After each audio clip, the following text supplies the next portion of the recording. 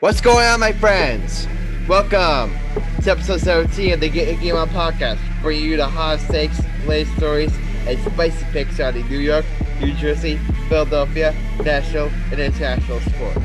Hosted by yours truly, Aaron Grassani, Michael Cunningham, Alex Reich, David Hiller, Kern, and Marcellus Murdock. You can listen to the podcast right now on SoundCloud, Apple Podcasts, Spotify, Google Podcasts, and YouTube. Also, be sure to follow us on Twitter at Get the Game On P.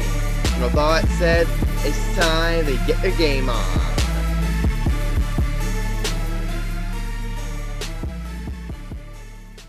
Yo.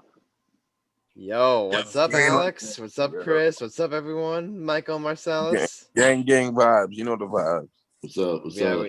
We know about vibes. Before we dive in, obviously, at the NFL draft just wrapped up days 2 and 3. We're gonna get into that, but I forgot to mention during last week's episode, and Chris and Marcellus, I hope you can forgive me, but last episode they were both Chris and Marcellus were away for a couple episodes, but last episode they returned, and I guess in the whole NFL draft hype, I forgot to officially welcome back to the show. So welcome back, Chris. Damn it, Adam. Marcellus. All good, man. All good. How's the trip up to Chicago? It wasn't actually in Chicago. Illinois. My apologies. Yeah, all good. He was still in the Windy City. Was not. But you were in Illinois. You were in the state of the Windy City. Let's go with that. It's pretty much Iowa. He was in Redneck area. That's accurate. Yeah. Oh, damn, Chris. That must have been fun. Chris, I'm happy I wasn't with you, man. I would have been scared shitless. Probably accurate. Chris, did you drive or fly? I drove. Man, Chris got a nice little whip, man. I saw his whip on the Snapchat machine. It looked fly. Hey, Chris, you gonna fly? You gonna drive to Jersey to see me, Alex, and David, and so and Adam? It's possible. Who cares? Drive all the way from Kansas. I probably. Who cares crap about Adam? You just see me. Just so you know, Chris, if you do decide to do that, all of us will pay for your gas. And Chris, you can crash in my house as long as you don't snore. I do not snore anymore. Good, because Alex snores loud. I got experience that Alex be snoring. All right. Chris, welcome back. And Marcellus, was away for a couple episodes due to focusing on his new internship that we told you about. But Marcellus, we're happy to have you back on the podcast too. Yeah, man. You already know. Yeah, we already know the vibes. Before we get in, one more piece of information is that you guys know technically today's for those of us who are listening, but you guys know the May 3rd for me. You know what that day is? I am getting my second dose of the COVID vaccine. Nice. Yeah, second one. I've heard the second one is the heavy hit. The heavy hitter. It didn't affect my mom too much, but I've heard it can affect some people. So I am a little nervous, but I'm also excited. First one went pretty smoothly, so I know what to expect, and I'm a little nervous, but I'm looking forward to it at the same time. So that's all we have. So all right, enough with the monologue here. Let's dive in. We're getting to the NFL draft.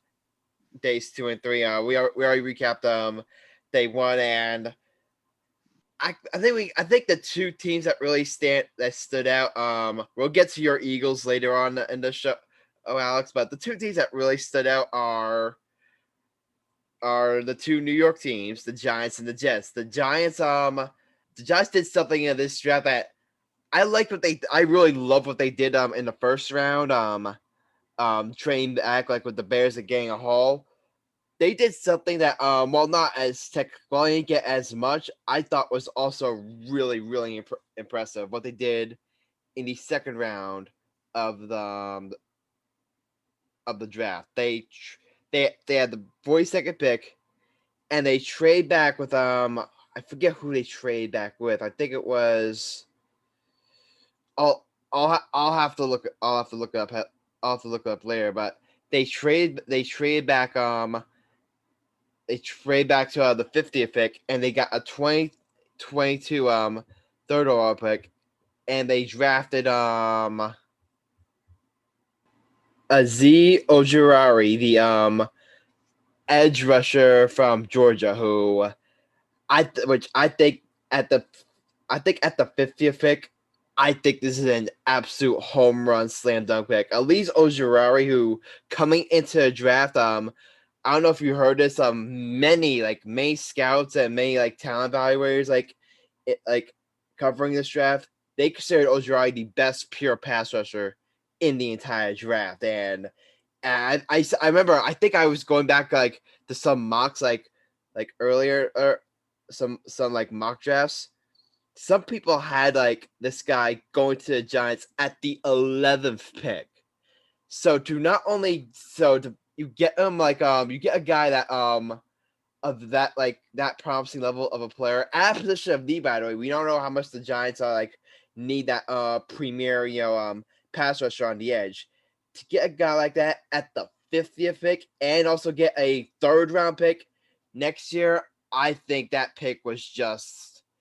I think that's honestly that's honestly might be my favorite pick of the entire draft. I love what the Giants did. I love the receiver they drafted.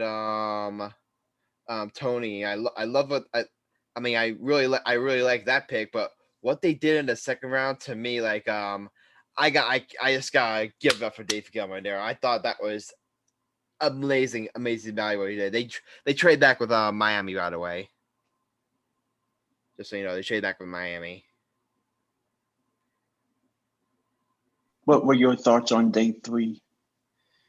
The rest of the draft, I'll get to that now. The rest of the Giants draft. I mean, on day 3 they drafted. I think one of my they drafted Trey Smith, another edge rusher, another pass rusher from Northern Iowa. They drafted him with their 4th round pick, the 116th pick, and I've heard a lot of good stuff about this guy. I've heard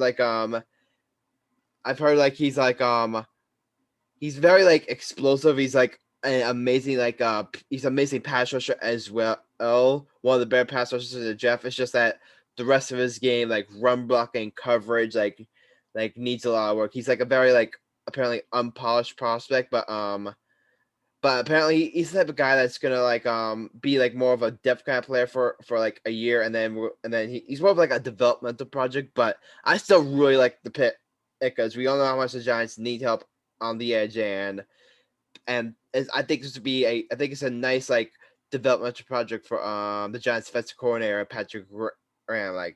We all saw how much of an amazing job Patrick Graham did last year with the defense, so I have full faith that he's gonna be able to get the most out of Smith. And throughout the rest of the draft, they made one move in the 3rd round that I wasn't entirely a fan of. They traded up and gave up one of the picks they got. Their 5th round pick that they got in the deal with the Bears.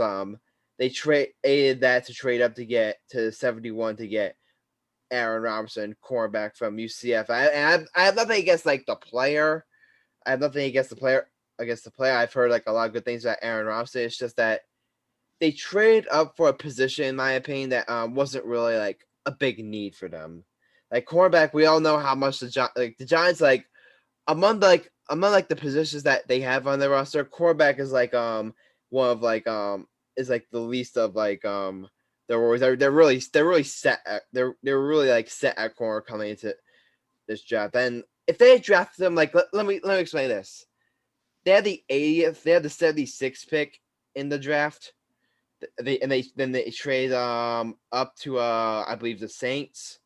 If they had drafted them with the 76th pick, I wouldn't have minded that at all. I wouldn't have minded that at all because they're getting a really promising player. But the fact that they gave up a pick to the fact that they gave up a pick to trade up to get a player that at a position that they didn't really need, I thought that was a little sketchy. But hey, who knows? Maybe Aaron Rodgers becomes the next Richard Sherman, and I look like a moron. But so who knows?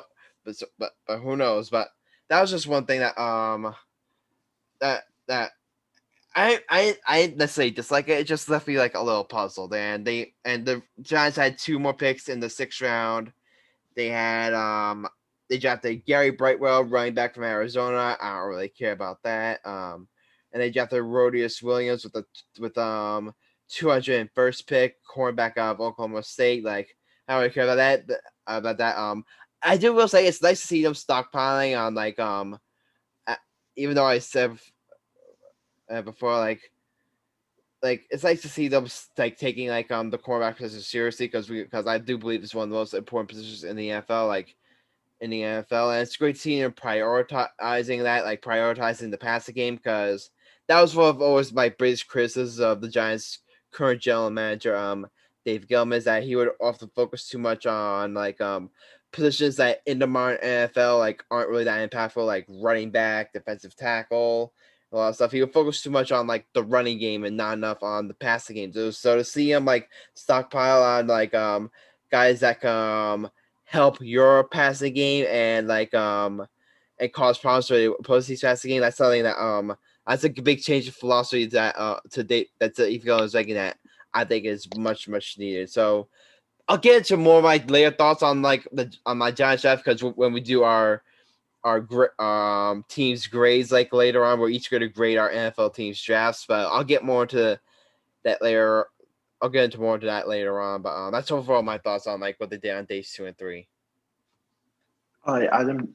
Before we move on, I just wanted to ask you if you think any of the undrafted free agents will make the team.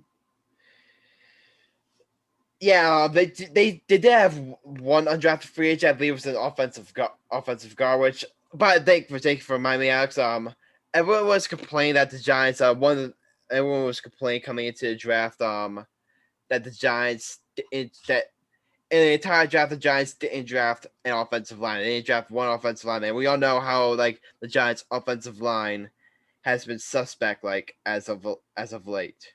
Like it's been like a point of suspect throughout the years, especially like in 2017 and 2018. It's been better in like recent years, but still like a major question mark team. And here's what I'll say to that.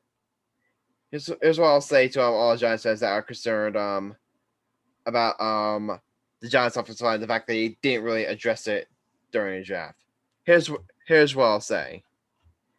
If the Giants offensive line struggles in this year, if the Giants offensive line like continues to struggle, are we really gonna blame it on the fact that they didn't spend like a 3rd round pick or whatever type of pick like in the draft like offensive lineman?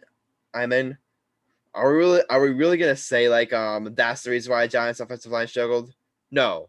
If the Giants offensive line struggles next year, we're gonna say it is because of the mistakes they made last year during that draft when they drafted Andrew Thomas, who had an up and down rookie year. If he struggles next year, like we're gonna look back at him and say, hey, that was a bad pick. If Shane Lemieux doesn't take the next step, we'll look back at that and say, hey, that was a bad pick.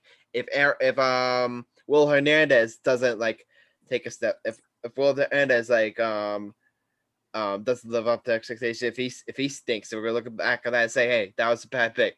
Like, if the Giants offensive line struggles, we're not gonna look back and say, hey, what if the Giants drafted X player like in like the 6th round or whatever? No, we're not gonna say that. We're not gonna say it. So that's why I was would I have liked for them to spend spent like like the 76th pick on an offensive lineman? Yeah, I would have. But you know what they say, you can't reach for need in the NFL draft. That's the one thing like that I've learned like over the years, is that you can't just reach for a position of need. Yeah, you have to prioritize. You have to make sure that the player you have to make sure that you're prioritizing taking like the best player of it. Yeah, but you have to make sure that you're drafting like a high quality player. If you're drafting like if you have like whatever, say you have the 50th pick and there's a guy like you have a position of need and that guy is like 10th on your draft board, you're not going to draft them. It's that simple. So that's pretty much all I have to say about the Giants draft for now. Now we're gonna move on. Before we get into the Jets, I do want to give the floor here to Alex for a little bit to talk about his Philadelphia Eagles, what they did on days 2 and 3. So, Alex, the floor is yours. So the Eagles did some really interesting moves. So I took the time to jot down three good facts about each one of the three. So I'm going to start with Devontae Smith. He led the NCAA in receptions. In the 5th round, the Eagles selected Kenny Gainwell. Fun fact about him, he is cousins with Eagles Fletcher Cox. Wow, I did not know that. Yeah, so it's going to be a very interesting type chemistry off the field between them two. And it says Gainwell is a challenging study as a slasher with average burst and speed, but excellent change of direction talent. He was one of the player in all of FBS to gain at least 1,000 yards rushing and 500 yards receiving. Gainwell averaged 6.3 yards per rush and scored 13 touchdowns on the ground. And he was... This is a running back, right? Yeah, running back from Memphis. Yeah, Kenneth Gainwell. Yeah. They also drafted, I believe, a center in the 2nd round, Landon Dickerson from Alabama. Yeah. I thought that was an excellent pick. And another excellent pick. And we'll get to like what my take on the Jets draft, but this is a similar take. What I'm gonna have is the Eagles are investing in getting Jalen Hurts like as much weapons protection as possible. They drafted Devontae Smith. They traded up drafted Devontae Smith in the 1st. They drafted Landon Dickerson. They drafted Kenneth Gainwell. Like, even though because here's the thing, they could have. We all know how much like their secondary is a major weakness of the team and it's an area they need to improve on seriously. So they could have addressed that like and they could have tried to address that, but instead they're like building around their young quarterback to see like what they have and they're going to try to like give them as much like support as possible and us because try and give it as much support as possible. So I got two more things to say. Go ahead. Okay. So when I did my research, I found something ESPN said, and this is what they said. The Eagles are positioned to make a real run in next year's draft because they own the Miami Dolphins 1st rounder. They moved back 6 spots in round 1 this year and are likely to get the Colts' 1st round pick if Carson Wentz plays 75% of the snaps. Yeah, so that's like potentially 3 first-round picks for the Eagles next year. So as an Eagles fan, you have to feel good about that. Again, we all said going to this year, the Eagles are a team that I think will probably finish last in the division. It's going to be more of a rebuilding year for the Eagles, but when you look at what the Eagles are doing, the fact they have 3 first-round picks, and you see the work they've done, it's hard to not feel optimistic about the future of the Eagles. I don't think this is going to be a thing where they're going to be in rebuild mode for 5 years. I think we're going to see the Eagles be competitive in the NFC East again sooner rather than later. Also, I'm hearing that the draft class for I think 2023 is something to look forward to. You mean 2022 or 23? I think it's either one of them. All right, I've heard 2022 is an excellent defensive draft. That's what I've heard. Yeah. Well, I say my piece if y'all don't mind. Go ahead. I've been waiting patiently. I think this was a great draft for quarterbacks this year. In my opinion, the number 1st pick and number 2 picks were quarterbacks. It was obviously an excellent quarterback draft. We got into that and earlier in the Yeah. episode, and like I our ain't previous done. I episode. ain't done. Hold on, Let me get to my point. Go ahead, Michael. Honestly, my opinion, the Jets did well, the Cowboys did well, even the G-men did well. Yeah. Honestly, for me, the Cowboys needed a wide receiver. We got one. The Jets traded Sam Darnold. They needed a quarterback. They got one. I'm just saying. I want to see how the first pick in the draft curse could be broken this year. You know what I mean? How every first pick in the draft in the last 3 to 5 years always gets hurt or doesn't live up to the potential. And I'm a big fan of Trevor Lawrence. Let's see what this young cat can do. You know what I mean? Because here's the thing. Me, Chris, has been saying this for years.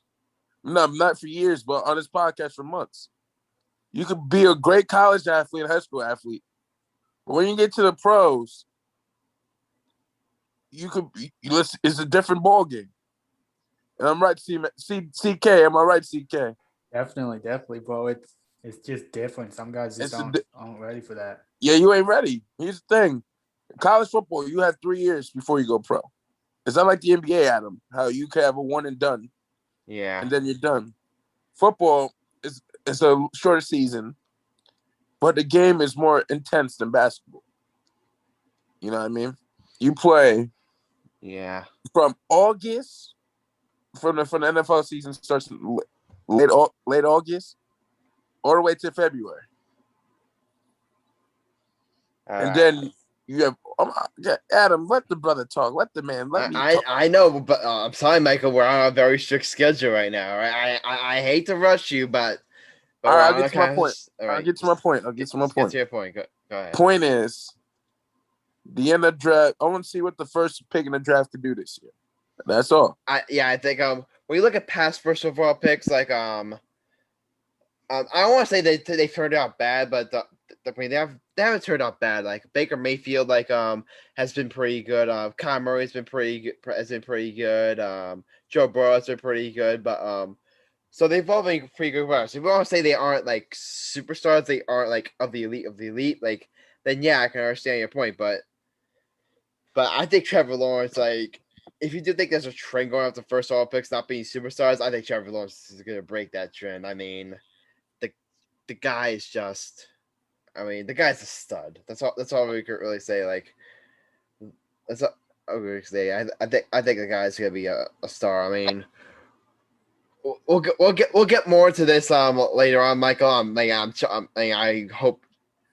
really hope like this is going to be a big part of your hot take coming up, but we're gonna get to the Jets right now, and me and Marcellus will talk about the Jets. You Marcellus will talk about the Jets. Like I'm definitely gonna give you guys the floor on the Jets, but I want to say something really quickly about the Jets is that I think the Jets might have won this draft. In my opinion, I think the Jets are in contention for like the winners of this draft because based on what they did on day 3 and day 4 with their they didn't have a 3rd round pick, so they only had one 2nd round pick.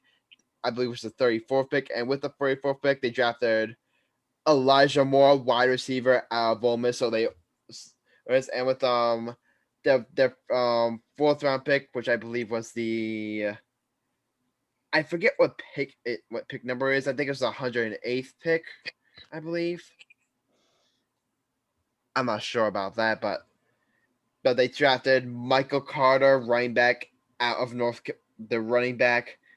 out of North Carolina. So they're wasting. So I mentioned this before, and I'll say it again.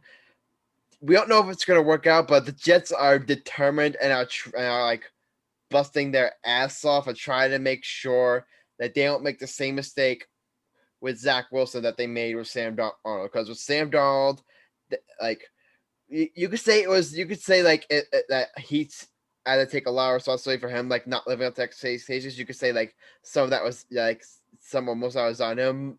You can make that argument, but you cannot deny the Jets did this Jets did the kid absolutely no favors. They gave him little to no protection. They gave him little to no weapons. They gave him arguably one of the worst head coaches of all time. They just didn't give the kid any support. And we look at what the Jets did in this draft. And we look at what the Jets and when you could do what the Jets did like they're not making the same mistake. Now we don't know if it will work out. Okay, we all know they could like that some of these guys could not pan out in the NFL. Like we don't know exactly how this will work out, but you gotta applaud the Jets and Joe Douglas for making sure they sort doing everything they can to make sure they don't ruin Zach Wilson like they did Sam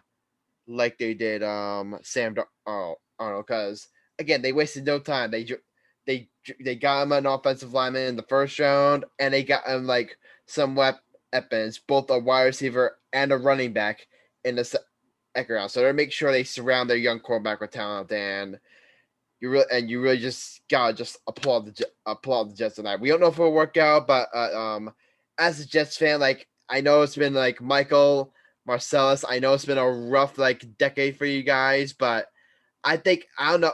If I were a Jets fan, all I would say is this has to be like the most good it's felt to be a Jets fan in a long time. I must say.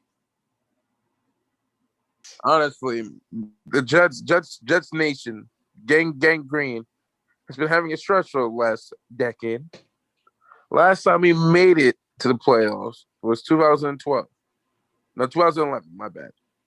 In the year, that's when we beat two of the greats, Peyton Manning and Tom Brady. And we lost to Ben Roethlisberger's Pittsburgh Steelers. Fun fact, Alex is a Steelers fan, so that's where I remember crying. And the point is, because a certain little midget in this group call kept reminding me about my Jets every year. I'm not going to mention his name. He's the host of the podcast. They'll rub it in my face when the Jets didn't play like crap every year. So this year, the tables have turned. We won the draft. Let's see what we can do with it. Because I'm tired of being the Giants is in the Giants' shadow. The Jets are going to run to New York now. We're running it. We got pride now. And I don't know what to tell you, Giants fans. The Jets run the city. It's time for us to put up or shut up. I'm tired of my Jets coming in last place. We have no Brady in the division. Bill Belichick is on his way out coaching. This is our year to step up. Even though Big Ben's old ass is still carrying the Steelers and still dominating. I don't know about you, Sal. I'm tired of having no championships. Myself, I want to give you the floor very quickly, but I'll just respond on that. You say this is the year for the Jets to compete. I don't think I think the Jets are kind of still in that rebuilding phase right now, because they got a young quarterback and his rookie year. There's gonna be some growing pains. Like most quarterbacks in the rookie year, they go through some growing pains. Guys Justin Herbert who burst onto a scene are typically the exception. Normally there's some growing pains with young quarterbacks. So I think his first year I don't think this year is really we can expect the Jets to compete. They even though the Patriots are on the way down, you still got the Buffalo Bills to contend with, who are a Super Bowl contending team. You got the Miami Dolphins, who are a young up and rising team. So you still got those two teams to compete with. And I don't think the Jets right now going to next year are ready to compete with those teams with a rookie quarterback. Now, next year, next year, 2022, with Zach Wilson entering his sophomore season. That's when you can expect this team to really start to contend. I think that should be the goal. I think this year's going to be kind of a transition year. 22 onward, that's where you can realistically expect the Jets to contend. Okay. I'm sorry, Marcellus, that we kept on delaying you, because I just had all that stuff I wanted to get out of the chest. Marcellus, the floor is yours. Talk about your team's draft. Nah, you're good. I was very impressed with the draft. I'm not gonna lie. I think we drafted all the positions that we needed. Of course, we got Zach Wilson. I mean, honestly speaking, I was talking to all my friends about this today. I think this would have been a better strategy. Personally, I thought we should have really drafted Devontae Smith. I really just thought we should have drafted him. And I thought what we could have did was, like how we got that pick, how we traded for that pick. Let's just say we did that. I think we could have got a quarterback still at that pick. Personally, I thought that would have worked better in our favor. Clearly, they think Zach Wilson's better in our favor. I don't know. We'll see. I just don't like the way they really went about it, personally. Yeah, like what? Because I'm just saying, watch Sam Darnold take over in Carolina. I still, to this day, believe he's gonna eat in Carolina and show the Jets why they should have took a chance on him. Yeah. I mean, here's the thing though. Even if Sam Darnold does thrive, if Sam Darnold does thrive with the Jets, it just shows how poorly the Jets. It will just show just how poorly the Jets treat him. But if you're a Jets, you can't beat yourself up over that. The people who made those mistakes, Adam Gase and Mike McHaggen, they're gone. They're no longer they're no longer with the organization. The people who made those mistakes are gone. Now you have a new regime in place. You got a new head coach. You got a new GM who are trying to not repeat the same mistakes. As a Jets right now, you shouldn't be worried about what Sam Darnold does in Carolina. You should be worried about what Zach Wilson does over these next few years. Hopefully longer. You guys need to make sure Zach Wilson turns out to be your guy, because let's say Sam Darnold does turn out to be the guy for Carolina. You know what? Good on Sam. If Zach Wilson turns out to be your guy, I don't think as a Jets fan you would be complaining. Nah, of course not. I mean, I hope the best, for him. Yeah. Obviously I'm excited. I want to see what he does. I think like Mike was saying, there's a lot to be excited about. I'm not gonna say all that he was saying. We haven't made the playoffs in a minute, so it's more of a they gotta show me aspect. You know what I mean? But I feel like definitely a good quarterback. I think he's definitely getting put in a better position than Sam Darnold was, because they didn't really give him shit. Really. Exactly. I mean, so they didn't really give him anything. So the situation's a little different. I'm not going to lie, I love the Elijah Moore pick.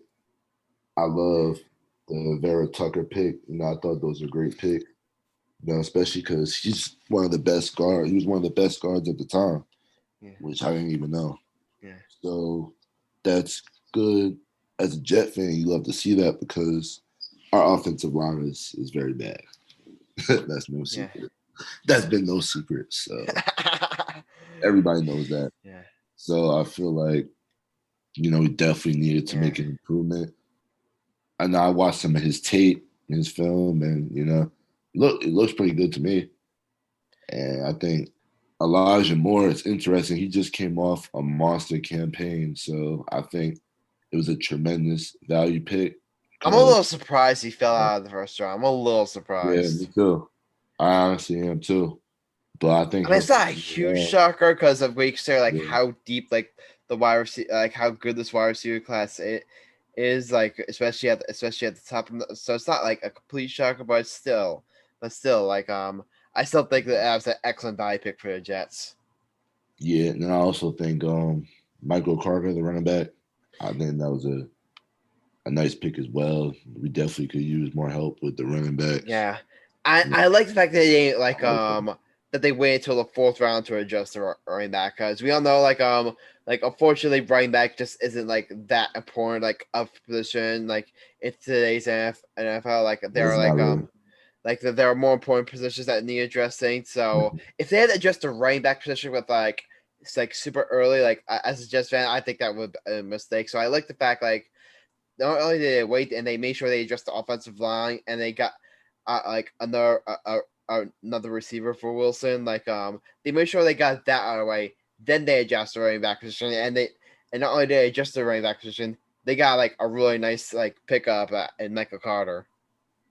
Yeah, I believe so. So I think there's room for growth.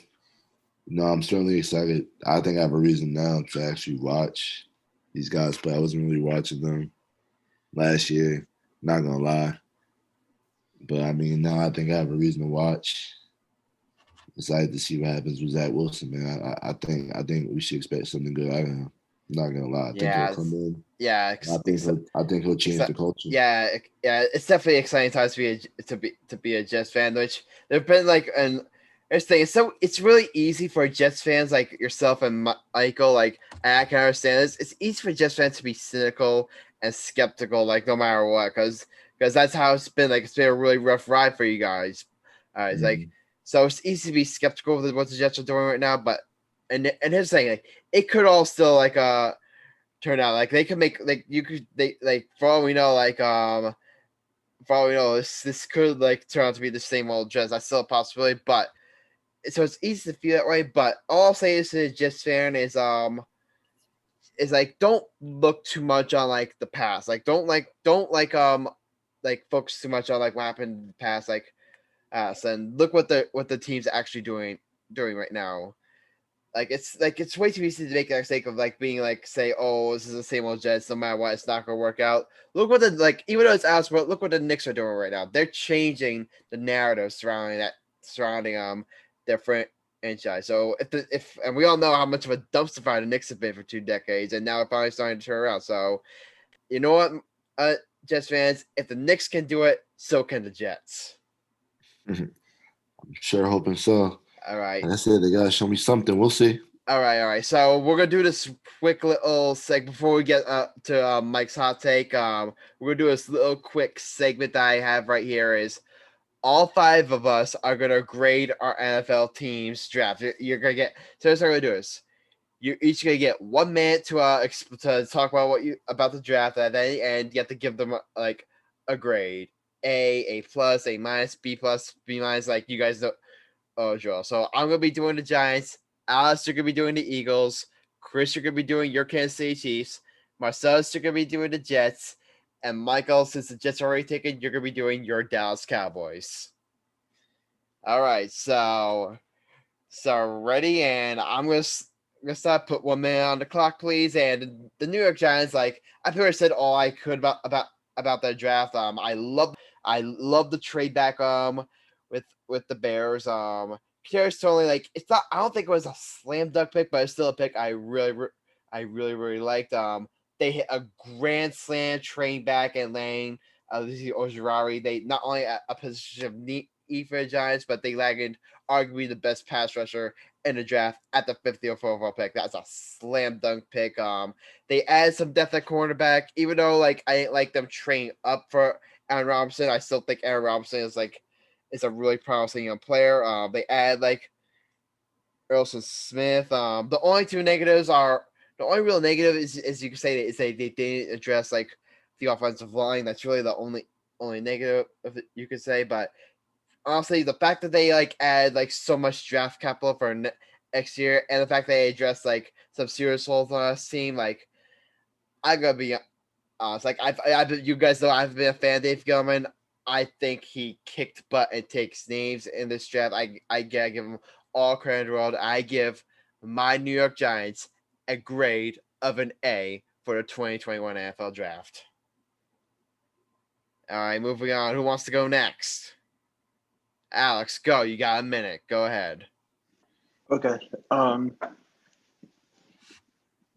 think that like overall the Eagles did a great job of grabbing what they needed, and from looking like on Twitter and getting info on everything, I think that the Eagles are about a B plus.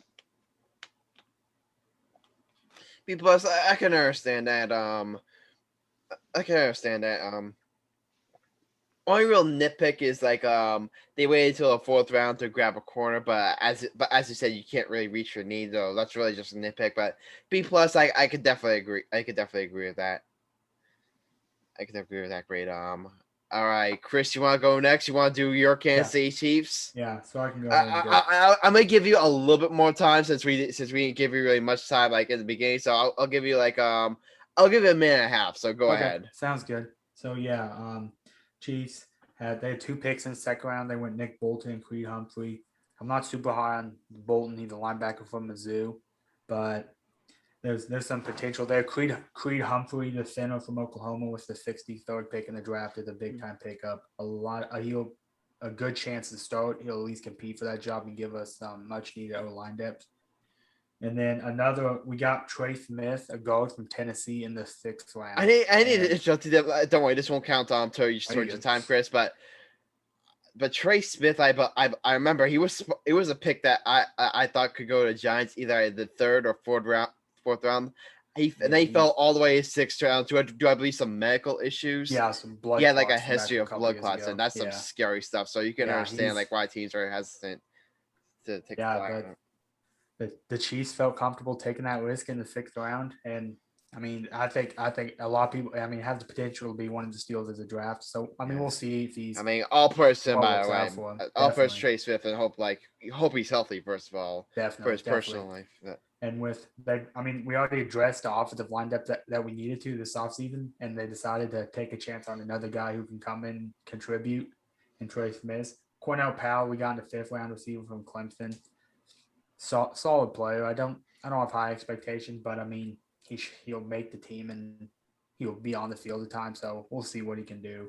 But they also traded up to get tight end Noah Gray from Duke, and I don't know a lot about him, but we did need another tight end on the roster. So they addressed some of those different needs that we had. It's not like the only big need really was the offensive line. They addressed that, and they filled some other spots where they could. So I would give this draft a B for the Chiefs. I think that's fair. I never think it's fair. All right, Marcellus, you got the Jets. Go right ahead.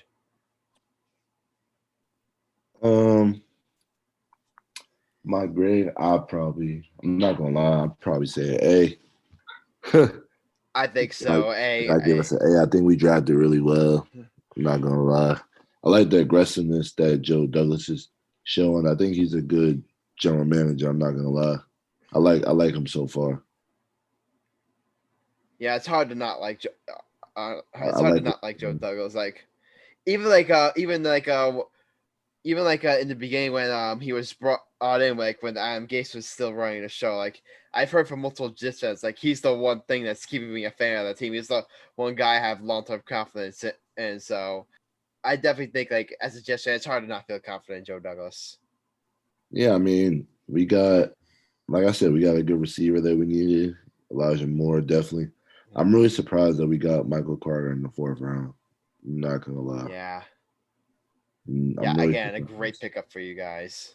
Great pickup. And I like how he was aggressive and trading up. We got the 2nd pick, and then after that we had the 23rd pick. But he somehow got the 14th pick. I just like the aggressiveness. Mm-hmm. It's showing that he's really trying to change the franchise around. You love to see that. Again, and what I said before, he's trying to make sure that the Jets don't make the same mistake with Zach Wilson they made with Sam Darnold. So again, you gotta tip their cap. I don't think we made a mistake with Zach Wilson at all. I think he's going to be really good. Make sure they don't make the same mistake with Zach Wilson that they made with Sam Darnold, and that not giving up enough support of a certain point cast. You got to give him some talent. That's what I meant. Yeah, they definitely gave Wilson some talent, which is good. I think we should be okay. I honestly can't tell you what our record will be, but okay. We'll save that for our NFL season preview show, which is gonna be God knows when. So, all right, Michael, your last up, Dallas Cowboys draft. Go right ahead. Honestly, I give him a B+. Yeah, B+. I can understand that. The Cowboys they went really a lot of defense in the draft. They drafted Micah Parsons, who did really good for the defense end, but we couldn't get some of the offense end. Got a wide receiver, I believe. Hold up. They got wide receiver in the 5th round. Simi Foco from Stanford. We got a lot of defense. Like we got a DT in the first round. We had a D end in the first round. In round 12, number 12, we had Kyle Person, linebacker from Penn State, who I've always been a fan of because I think he was good for us because we needed a linebacker. Because we never had a good one in like years. Yeah, Mike Parsons was the target I had in mind for the Giants. I think I said before, I think he's the best defensive player in the draft. You snooze, you lose. But so yeah, that's a great pickup for the Jets. And B+, I definitely agree. But they really went ham on defense. That's really the one area of concern, like with the team, is their defense, and they really make sure they address that. They drafted Kevin Joffers, a cornerback from Kentucky in the second round. Like, should be a major boost to their secondary. They also got Natasha Wright from Oregon State, another corner. They got Chancey Golson, defensive end from Iowa. So they're really trying to make sure they adjust the defense. Like offensively, offensively, I don't really have much concerns with the Cowboys. They're going to put up points. It's the one thing is that sort of that they need to make sure they can stop some people on defense, and they make sure that they really went ham on defense. They know that defense is their number one area of concern with the team, and they went out there and they addressed it. And all right, that's the end of our 2021 NFL draft coverage. That's the end of our 2021 NFL draft. It's it was a really fun, entertaining draft, and after that we got to transition the show to the segment of the show that you need as much as pancakes need syrup. Mike's hot take. Michael, take it away. Ladies and gentlemen, boys and girls, get your game on pins. You know what my hot take is going to be? You know, I went to a brunch today, had a good time thinking about life. I'm thinking about who I was going to say is the greatest NFL team of all time in any generation. That's going to be my topic today, boys. I'm going to say the best team that never won a championship and the won Super Bowl championship that had observations were 2007, 2008 New England Patriots were the best team not win a championship that year. They went undefeated the whole year. And then apparently a team from New York he's a big fan of them, the Giants, went and beat them. Mm-hmm. I was the best team to never win a Super Bowl because you had Randy Moss, you had a good Tom Brady, a healthy Tom Brady. This was like the 07-08 season, right, Adam? 07-08 season, yeah. They were a great team that never won a championship. I'm going to go on a limb and also say Bret Hart's Minnesota Vikings that year when he was with Randy, when the year that they lost in the NFC Championship, I was rooting for them to win. I was rooting. They were like the best team. They turned around the season. Brett Favre. I don't know. I've been thinking about it all day. You know, my topic all day, boys. So I'm saying the greatest team to never win a championship was probably, in my opinion, the 04-05 field. It's going to kill me to say this. All right, so the Giants. I'm also going to say the Philadelphia Eagles when they had Terrell Owens and Dalvin McNabb. I think that put a smile on Alex's face because I said that. I mean, they're definitely up there too. I think the greatest team to never win a championship, like that, easily has to go to the 2007 Patriots, the 18-1 Patriots. Like when you look at that team, we look at that team and how much talent they had and the type of run they were on, they like nearly came to a perfect season, and then you know what happened? Eli Manning, Michael Strahan, Justin Tuck showed up, and as he said, the rest is history. He didn't even play that game. So Michael Strahan played that game, I believe. He did not, I believe. So we'll look it up for a future episode. I'm going to look it up right now, and I'm going to prove that you're a liar. Rude. Hey, liar's too cruel, man. That's a liar is too cruel for me, Adam. Life's too cruel for you. We don't have to be hostile, man. Today is I would say today is Sunday. We can't be crazy, but today isn't Sunday no more. Okay. Dang you, Adam. I will say, wash your mouth. It isn't Sunday no more. Today's the Lord. Today's God's day. But now it's Monday. We can't be saying that. So is that right, Adam? Mike Strand did play in that game. He had 1 sack. He had 1 sack that game? Yeah. Oh. So not in Mike Strand crap. play, he recorded a sack. So stuck on that, Michael Cunningham. Never in my life. All right, so Michael, are you done with your hot take yet? I am finito with my hot take because All right, so you know what, Michael?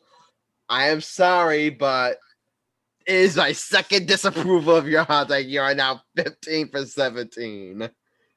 I had a huge headache. Shut up. It wasn't. Let me say it wasn't atrocious like that one where you said. Oh my God! It wasn't that level of bad. The problem is when you get that kind of information, like when you say Mike Strand didn't play in a Super Bowl, and then I proved that he did play in a Super Bowl. When you get kind of information incorrect, it brings down the heat a little bit. It brings down the heat a little bit. My hot take was an 8 out of 10. Shut it. I'll give it a 6.5 out of 10. Adam, you suck. It wasn't bad, but by your standards, you can do better, Michael. I expect this level of quality hot takes from Mike's hot take. I have high expectations for your hot takes. All right, hold on. This may make it better. Skip Bayless, we hate you on this podcast. Guess what? Instant boop up to 10 out of 10, all right? You happy now? Yeah. Because we all hate Skip Bayless. Skip Bayless, if you're watching this podcast, you are the turkey of the week. You are another turkey of the week. So, Skip Bayless, you are a jackass. Thank you for ruining sports for us. We got to move on. We got to move on. So this is a story that I wanted to cover during episode 16. Where we were talking the draft, but we just didn't really have. There's just so many draft storylines we had to get to, so we didn't really have any time. And you guys, I'm pretty sure you guys don't want to talk about is that Aaron Rodgers wants out of the Green Bay Packers. I don't know why he wants out. Apparently, he's basically had it with the Packers organization. He doesn't like the way they're running the team. Like he doesn't like a lot of the moves they made, and honestly, I understand. I honestly can understand why Aaron Rodgers is frustrated with the Green Bay Packers, because we saw for years how the Packers Aaron Rodgers has the Green Bay Packers have won 1 Super Bowl with Aaron Rodgers, and you could. And while they should be happy about that championship, Aaron Rodgers is gonna go down as one of the greatest quarterbacks of all time. He's gonna go down as a legend. And throughout the years, we've seen the Packers continuously come up short in terms of support. And we saw they continuously came up. They've continuously come up short, or throughout the years. Now you could say you could give some of the blame to Aaron Rodgers because he hasn't played well in the playoffs at times. So you could give Rodgers some of the blame from there. But I think the one thing that really the straw that broke the camel's back was them trading up last year to draft Julian Love. I think that's the thing that really ticked Aaron Rodgers off. And I can understand why. And it's nothing to do against Julian Love. Just to be clear, it's not the fact that if the Green Bay Packers really believe in Julian Love, think he could be a good quarterback, they have every right to think that way. The problem is you should be committed to make sure you win now with Aaron Rodgers. You should be making sure you spend every asset possible to surround Aaron Rodgers within enough time. We saw what the Jets are doing, like with trying to start Zach Wilson with that. We see the Giants doing it now, trying to say Daniel Jones' talent. The Green Bay Packers throughout the years have not made it a high enough priority to surround Aaron Rodgers' talent. And you know what? I think like Aaron Rodgers at this point has reached his boiling point and saying, you know what? I want out. I think that's where it is right now.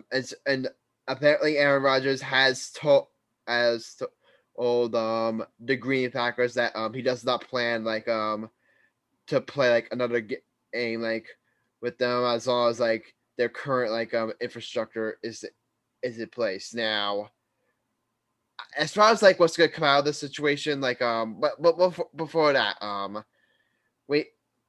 Well, you guys, I'm gonna open the floor up to that point. I think you guys agree. I think like with the way Aaron Rodgers is feeling, like it's just frustration with how the Green Bay Packers like have come up short and like support him. You guys agree?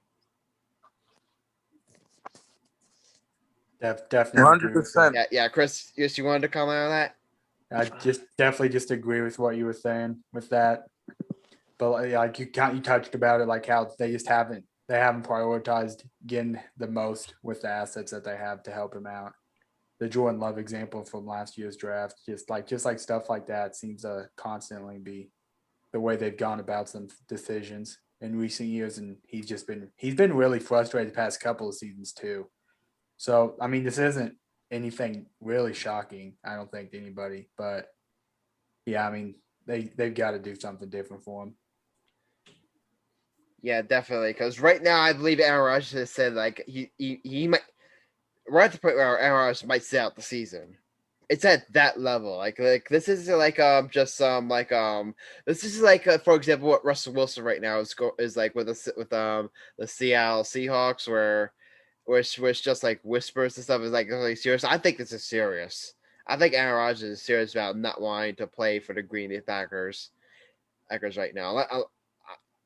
Now, so I would not be surprised like if Aaron Rodgers has played like his last down as the Green Bay Packer, unless something like drastic like changes like in the coming months. So we do have a quote from right here from I believe Brian Gukesi, the general manager of the Green Bay Packers. Like this is from ESPN. Adam Schefter. He provided this quote. Quote: As we stated since the season ended, we are committed to Aaron in 2021 and beyond. Aaron has been a vital part of our success. We look forward to competing for another championship with him leading our team. So right now, the Green Bay Packers have no intention of trading him right now. So as of right now, the Green Bay Packers have no intention of trading him. And you know what I think, guys? I think this is gonna be a situation where this is gonna turn into a standoff. It's gonna be like which side is gonna bite first. Either Aaron Rodgers is gonna like go back and is gonna like play for the Green Bay Packers. He's gonna start or play. He's either gonna return to Green Bay Packers or the Packers are gonna trade him. I think that's where is right now. It's gonna be like who bites first. I think that's like where the situation is saying. You guys agree? 100%, brother. Yeah, but I still don't. I mean, it's a tough decision. I mean, because like he's really frustrated, but I still just think it's being overblown in proportion. I don't know if it's necessarily being. I don't know if it's necessarily being overblown. Like, if I say that, if you don't think it'll be traded, like I definitely agree with that. I'm still like not. I still like It seems to right now with how tensions like I would still be a little surprised if Aaron Rodgers like does end up being traded because you just like I think I don't know I would just be a little surprised, but I do think like with here's what I tell you is real. Aaron Rodgers like disgruntled like in his feelings like toward Green Bay Packers. I think that's 100% real. That it's been like that for a while too. But at the level it is right now, it's like it's always been like here. Now it's all the way up to here. You know what I mean? it's at another level right now. That I definitely No, I what's agree with going that. on. It's definitely worse than it has been. It's just it's kind of been building up over the past couple of years, I feel like. Yeah. And yeah, I mean, it's definitely going to be a fun, not fun for them, but a fun storyline for us to follow. Yeah. Alex, Michael, you wanted to comment? I'm good, brother.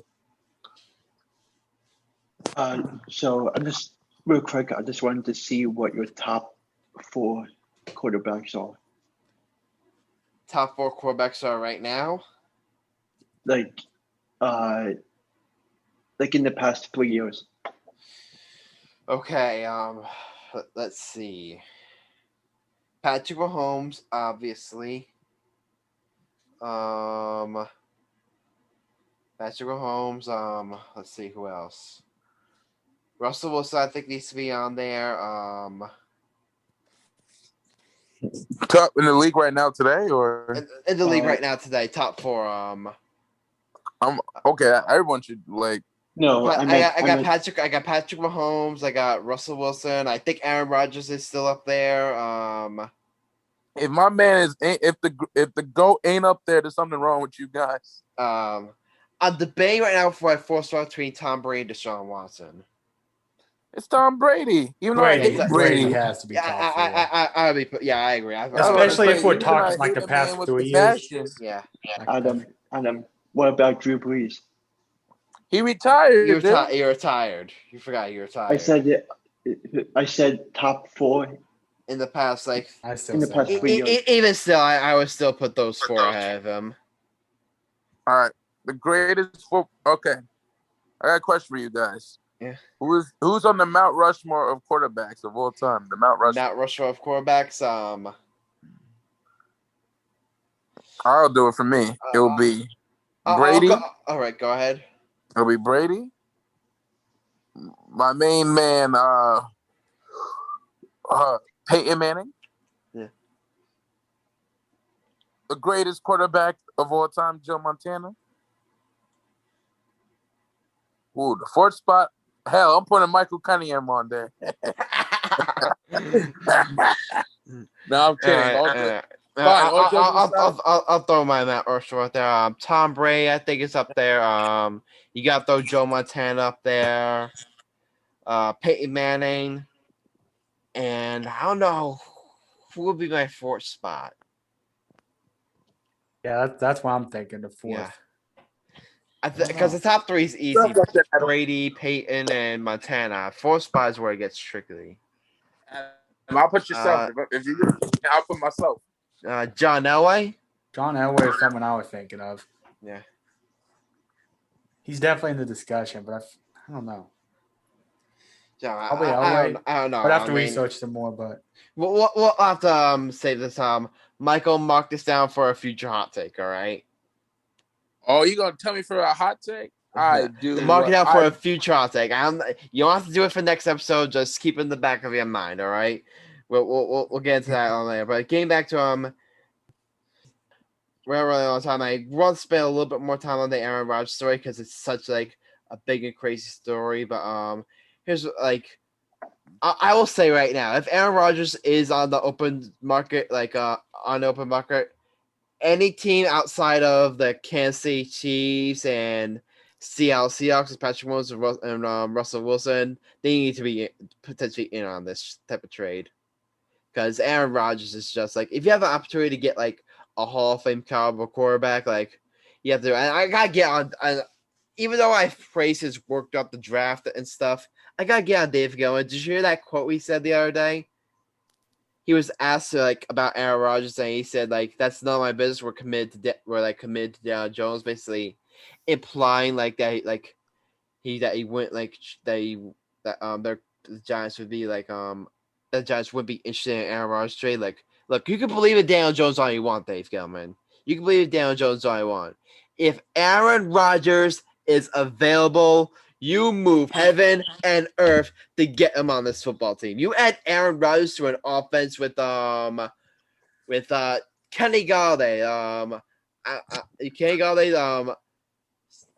Darius Slayton, Saquon Barkley, Sterling Shepard, the receiver they just drafted, I already forgot his name. I'm so bad at names. I'm sorry. Like, you add an offense to with even half of those weapons, you instantly become a Super Bowl contender.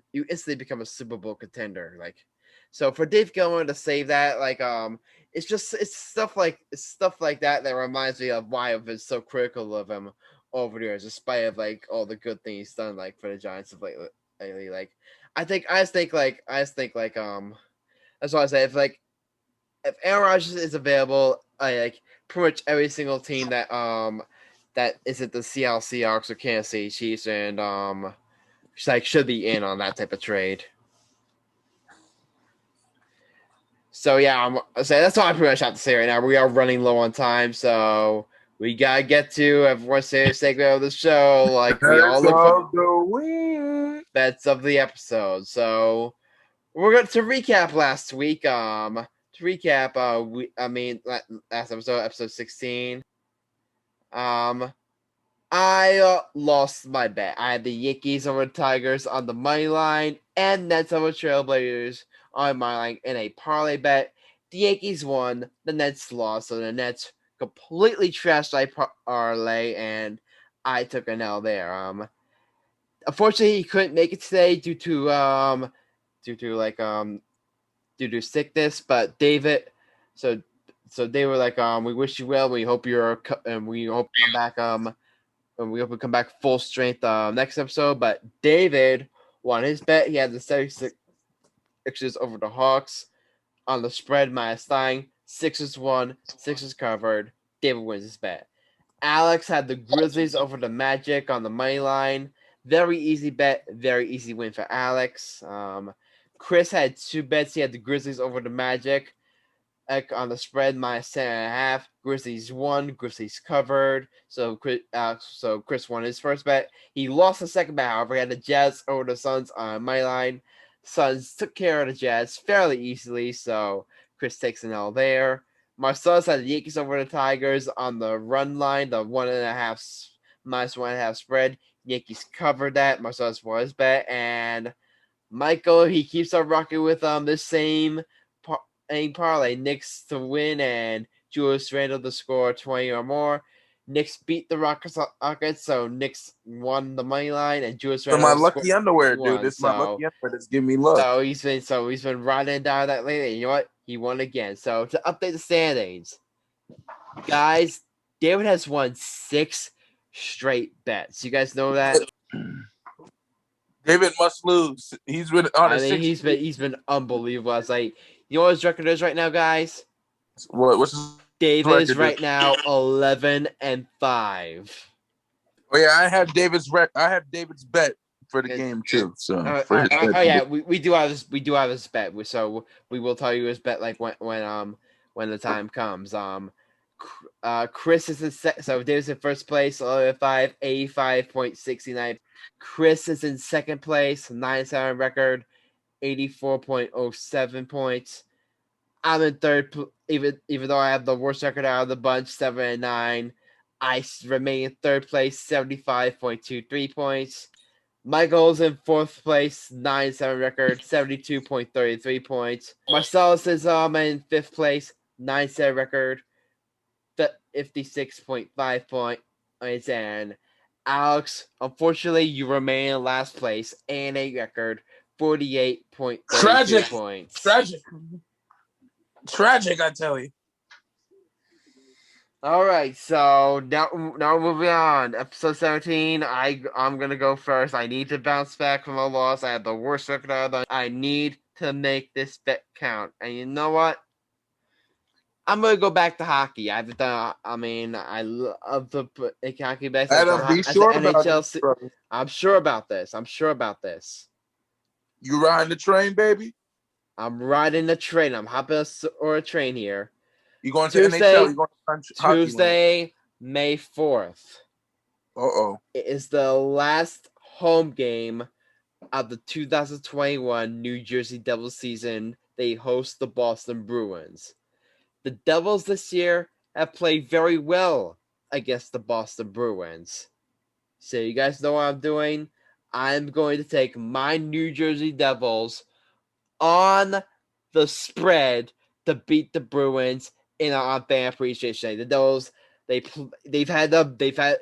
we've sucked this season. I'm not gonna lie, but you know what?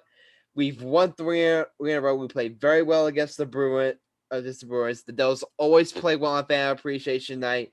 I'm not saying they'll win, but I think they will cover. They're gonna be. I mean, we don't have the official spread, but they're gonna be like the underdog here. So I'm going to take the Devils plus a goal and a half against the Bruins on Tuesday, May 4th. All right, I'm gonna do David's bet. I have David's bet for me. David's bet. All right, give me a second. All right, fire away. He picked the Warriors money line over Pelicans. Okay. All right. Who wants to go next? All right, Alex, you want to go ahead? Like you're in last. You're still in last place, so yeah, gotta start catching up. Go ahead. Alex is a little salty about that loss tonight. Okay, I have not done this before, but this is my first time of doing it.